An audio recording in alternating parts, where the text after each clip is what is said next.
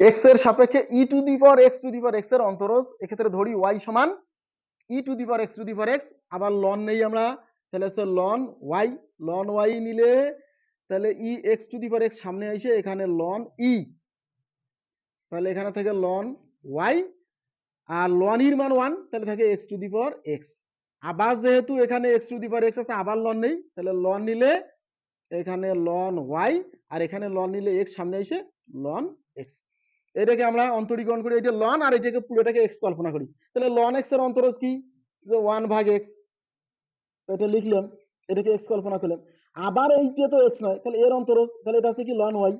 Loan Y এর অন্তরীকরণ করলে কি 1/y,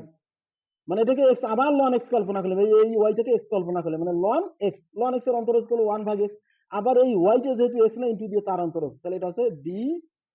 dx অফ ওয়াই সমান, এদিকে যদি অন্তরীকরণ করি ইউভি মেথডে হবে, তাহলে প্রথমটা ঠিক থাকে, দ্বিতীয়টার অন্তরজ, তাহলে লন এক্স এর অন্তরজ কি 1/x,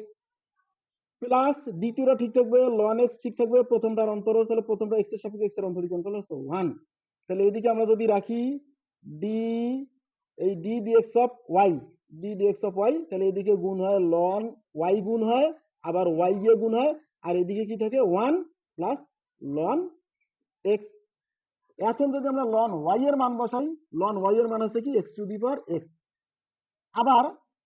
এদিকে ওয়াই এর মান যদি বসাই, তাহলে ওয়াই এর মান হচ্ছে e to the power x to the power x, আর এখানে 1 প্লাস লন এক্স।